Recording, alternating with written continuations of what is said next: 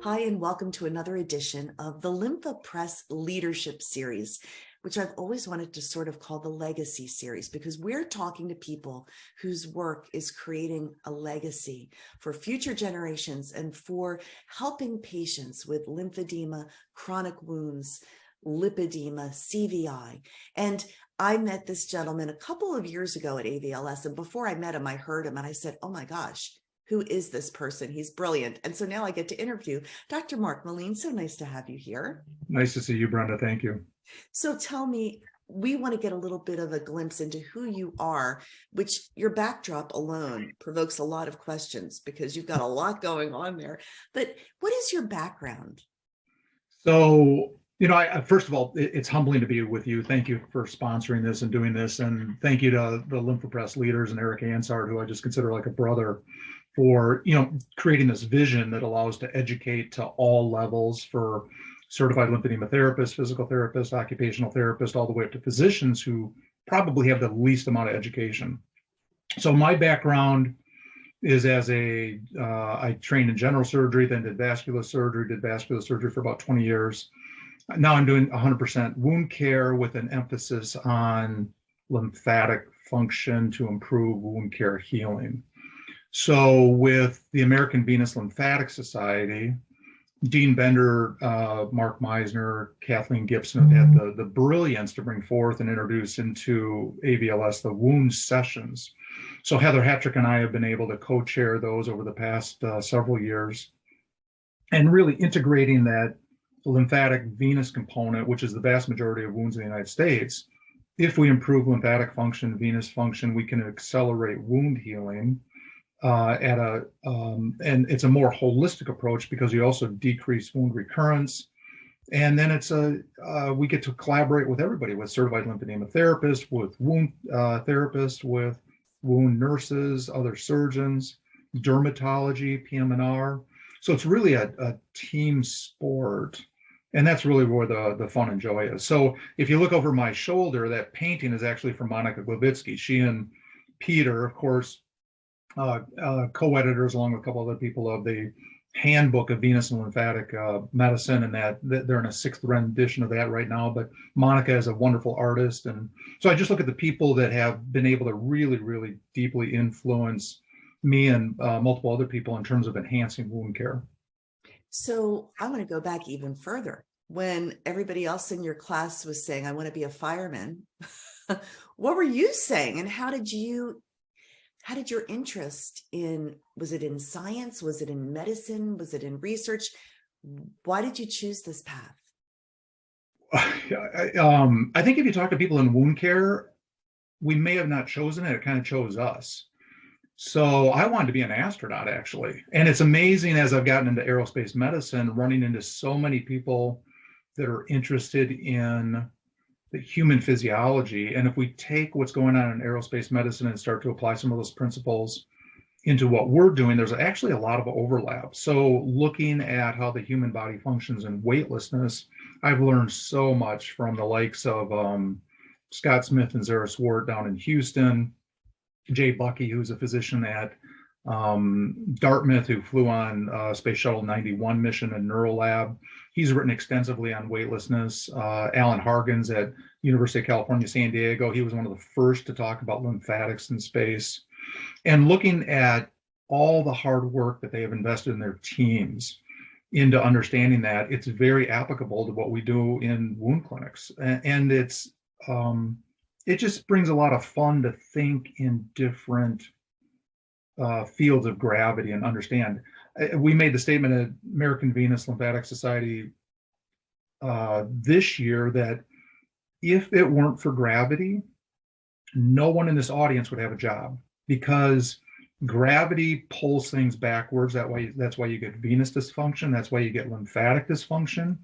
And how do our bodies adapt to overcoming those gravity fields? And so the more we understand the change in gravity fields, such as in low Earth orbit, on the moon, you can start to understand then how to apply those principles for function back into our one gravity clinics. And so it's really just fascinating to to get to talk to these people and read their writings. And it really makes some wonderful connections. And it brings just another level of interest into a way of thinking if you start to get a little bit stale in where you're at. So I love the connection with the young person who wanted to be an astronaut. And now you are immersed in some of the most cutting edge thought and research about what happens in space. Similarly, my first present that I clamored for as a little girl was a microphone so I could record people, and I pretended I was interviewing them. And here it comes full circle many years later. And I think your purpose in life is there no matter what, and it guides you no matter what you do. So what would you say your core values and your mission is? Well, it's really data-based. We've got to do the research. You've got to do the hard work to figure out the why. And it's like one of my books up on the shelf is Simon Sinek's book, Start With Why. And if we just have a high degree of intellectual curiosity and keep asking the question of why until we break down each question to its core entities, then we can start to kind of figure out from the cellular level up. So if we start with the cells and then work into the tissues, then work into how the tissues function together. Heather always talks about the veil concept, right? So veins, arteries, integument, ligament. And I think it's a beautiful way to think because everything functions together. Even fascia has contractility, which impacts lymphatics, which impacts venous and arterial function. And it fits back into Don Ingber's thought called tensegrity, where everything is incorporated. There's this constant balanced tension in tissues. And once things are out of balance, so once we lose homeostasis, things start to fall apart. And the chronic underlying thing is inflammation. So if we have inflammation leading because of and part of lymphatic stasis, that then impacts immune function, impacts tissue regeneration. So getting back to some really of these just core principles and how can we distill wound care down to maybe 3 or 4 core principles and then start to work our way back up, because that then speaks to scalability of education and teaching others how to do just the basics. So research, data, education is really what it's going to take to improve and accelerate outcomes at a lower cost point. And that's really where I think what we're called to do over the next 10 to 15 years within wound care. And the education part, I would say also we need to get wound care as a subspecialty recognized by the governance bodies in medical education throughout the United States. So just like if you go to an emergency room, you would expect to be seen by a board certified physician or some certification level within a advanced practitioner for your evaluation. And that all occurred, I believe, for emergency room physicians in 1979. And here we sit with wound care as well recognized with the United States in 2023, and there's no board certification pathway.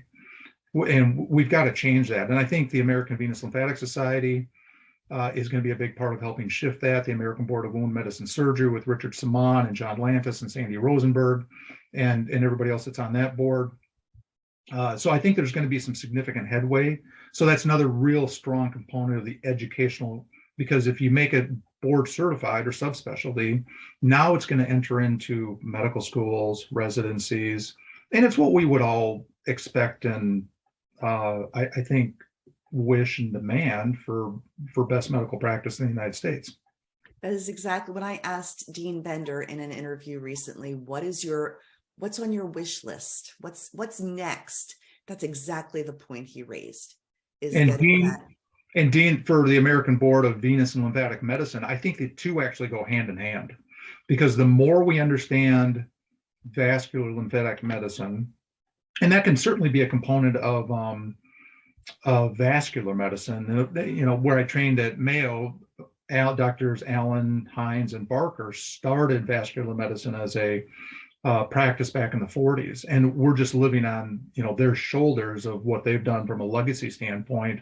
I was just reading in fact, over my shoulders, their 1940-ish textbook. I was just going through some things and just relearning how to do physical examinations, and it's so critical to go back and think about just some of those baseline components for looking at and talking to patients in this era of high-tech CT scan, MRI, everything. We can still learn some really good things just by doing a good history and physical examination. It's But kind of, go ahead. I was just going to say, we've got to teach that to medical students again, how to do that. So Dean was also saying that back in like 2004, most of the people in his organization didn't even know how to spell lymphedema, let alone diagnose it. And it's exciting to see the advances that have been made, the awareness that's been raised, the education, and to know that there are people continuing to push it forward. So this interview will be seen by two groups of people, patients and clinicians. We love giving patients hope at Lympha Press. They can manage their condition in the comfort of home and see improvement and return to a quality of life.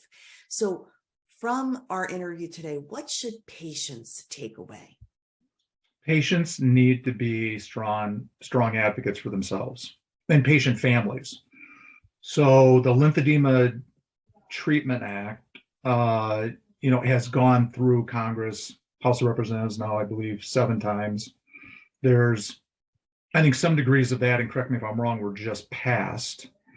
However, there's so much more work to do, because even though that's passed, it doesn't ensure coverage. So the feedback I give most of my patients in clinic is call your insurance company representative and just educate them and update them on what you're dealing with from a lymphedema standpoint. Because if you've had cancer and now you have a secondary lymphedema from cancer management, whether it's surgery, chemotherapy, etc., they certainly are going to pay for your chemotherapeutic drugs. We have to cover the associated outcomes that come with that, because that's now you've persisted, thrived through the cancer, but now you're dealing with this significant quality of life altering impact of lymphedema. And it's under-recognized, it's under-treated, and it's certainly under-covered. So I think if we help educate, I would love to get into the boardrooms of Blue Cross Blue Shield, United Healthcare, all the big players, Humana, and here's what lymphedema is, here's how it affects. I'm sure you all know it, but we weren't taught in a medical school. So we have to get back to the core educational values and help educate our physician colleagues that are in leadership positions within insurance to understand that this can be done cost effectively. We can actually decrease hospitalizations and complications related to, say, cellulitis, ulcerations, et cetera, that are incredibly expensive. So upstream thinking to decrease downstream negative impact is a huge cost savings potential. And this has actually been shown many times in peer-reviewed published literature. So I think the insurance companies are incredibly valuable. They're good people. I think it's just a lack of education and understanding. And if we can in any way help enhance their understanding, bring us in. And I think Dean Bender's leadership, I think of Steve Dean, I think of Mark Meisner, I think of Paula Donahue, Heather Hetrick, Karen Earps. We just have this plethora of brilliant people, excuse me, that could come in and provide this type of education. So that's the first door we got to start knocking on, is to help insurance companies understand how to help the patients stay out of clinics, have an enhanced quality of life, stay out of the emergency room, stay out of being admitted to the hospital. And then I think we'll start to see some really significant demographic changes. But so that would be my biggest hope and wish for 2023. And so the patients being advocates for themselves is such an important takeaway. The other audience watching today are clinicians. What would be your takeaway to them? Join the American Venous Lymphatic Society. Join the American Venous Forum.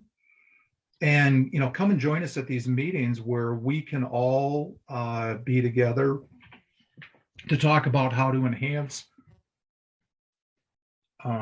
lymphatic education and understanding, because again, none of us were taught this in medical school.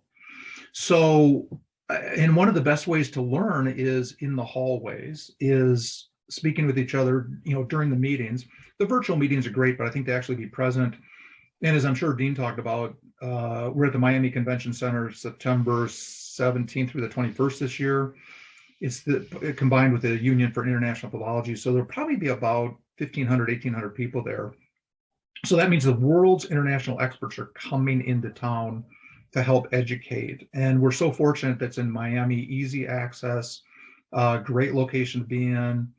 Dean and Kathleen and Mark Meisner have worked incredibly hard to create a really educational, rich environment to be able to do this. So in fact, before you and I got on the phone today, or Zoom, I was just typing up the wound session components. We're finishing doing the invites for that. So there's a really great faculty coming into Miami. So I would invite everybody to come down and participate. And I think that will help cover some of the deficits that we all had from our medical school and residency education. And you get access to certified lymphedema therapists, and really understanding that collaborative nature is where we can really start to accelerate our practices. So this is my favorite question. Think on your career and what you have invested your heart and soul in. What's a success story that will encourage our audience and also makes you smile when you think of that success story? I think we all have wounds we have to deal with, right? We talk about the wounded patient. One of the experiences that I personally had was being involved in a car accident a week before I was finishing my fellowship in Rochester. So 3 weeks in the hospital, 18 operations later, compartment syndrome, skin grafting, et cetera. That's what got me into wound care. And I started off at a place, Park Nicollet, and Tom Jones was phenomenal. These are people that had great vision. Tom said, can you start a wound clinic? Because you can't operate for a few months. And Tom really gifted me with the start to a career, and I will always thank him for that. And out of that, ended up, now it's come full circle, because I can show people a skin graft. I can show them type 1 lymphedema or stage 1 lymphedema. And so I think having that background understanding of what it's like to be a patient, plus to have to go through it, helps a lot. So, and it's interesting because when you're in the hallways at the AVLS meeting, you're talking to other people that treat patients with lymphedema, lipedema. It is amazing how many people actually have what they're treating. And it'd be an interesting survey of the AVLS community to say, all right, how many of you have had lipedema, treated it, lymphedema, treated it, venous disease, treated it? And I think that's what sets AVLS apart, is that there's a very high level passion and desire to educate, because I think a lot of us are affected by it ourselves. In the story you just told, I was reminded of talking with Kathleen Lisson just recently for this series, and she talked about alchemy, turning lead into gold, and her mother's breast cancer diagnosis is what inspired her to follow her career path.